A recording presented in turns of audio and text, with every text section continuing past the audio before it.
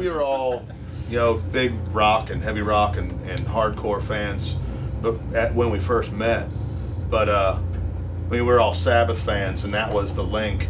But to be honest, the day we heard the Pentagram self-released album, and we heard The Obsessed for the first time, yeah, the good stuff coming out of DC, I mean, that just, we knew that's what we wanted to do. You know, not copy, but I mean, that was the influence. That's what brought it all together. What was the scene in DC when Bad Brains were out? I'm really curious because, I mean, obviously right now they're legends, right? Right. The guy can be in jail, it doesn't matter. I mean, he sung a song over the fucking telephone in jail. HR can do no wrong. So I'm kind of wondering, what was the scene like, you guys growing up, you know, with a band like that tearing shit up? I mean, there's definitely something in the water in DC, Maryland, Virginia, and people don't understand it because it's not like the short-lived scenes, Seattle and San Francisco and the LA and the metal scene and all that. This thing has been growing since 1970, maybe even before that, when all the other things were happening. The biggest band, what's the biggest doom stoner band in the world? Black Sabbath. They were doing it in DC at the same time, and growing up from there, not too far from there, we discovered these bands on vinyl. We literally bought the first Pentagram album when we were like Still have it. teenagers. Yeah, he still has it. And we bought that again when we were teenagers. So, to be honest with you, the doom stoner thing on vinyl has a lot to do with this band, especially vinyl. I think I remember. Oh no, we were tripping, so I barely remember. we all went to school together. So you guys were all like high school buddies? There was a lot of heavy music and there's a lot of punk rock music. I was more into the punk rock stuff and Black Flag and skateboarding and all the hardcore stuff. And Crumb Suckers, maybe? Yeah. Oh, yeah. Evolved into the Crumb Suckers stuff. rock, man. These guys, we all hung out together at parties, but we didn't, you know. And Brian and too I much were music in a together. We hardcore were in like a garage punk rock band and together. he would teach me Before how to Internal play Void. exploited tunes. He's a drummer. He's teaching a singer, eventual singer, how to play punk rock tunes on bass. And I went, yeah, on vinyl. So we jammed together before Internal Void. And you guys were, I don't know, jamming. I don't know. Maybe.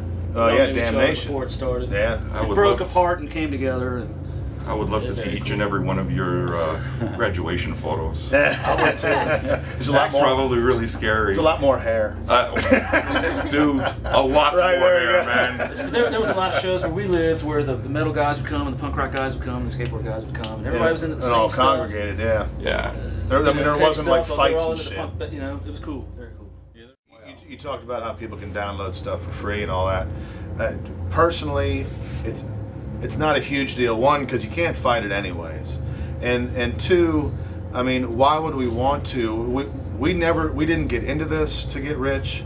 We know we're not going to get rich off of it to begin with. Would we like to make a few dollars? Of course, but at the same time, it's not like we're talking about tens of thousands of dollars.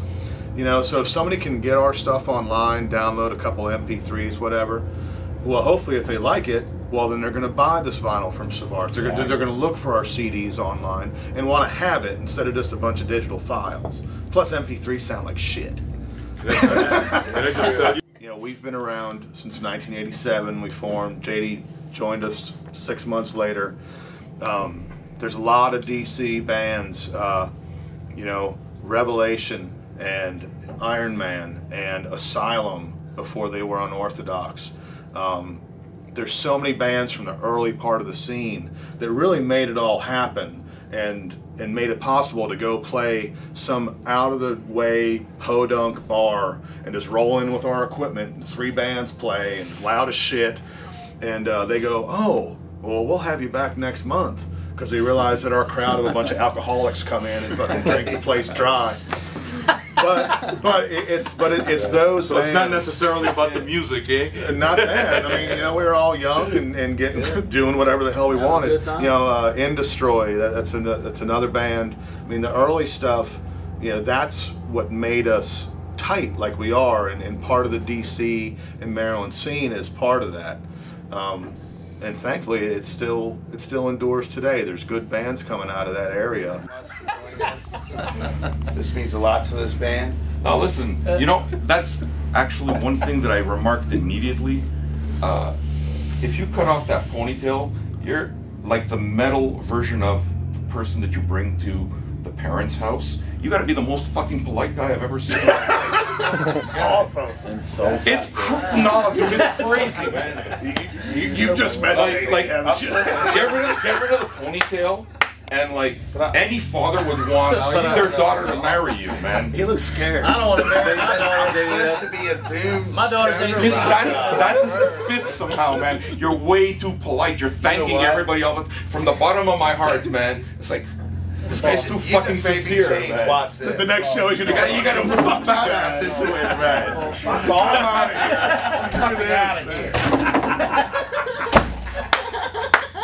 He's kidding, right? He's totally kidding.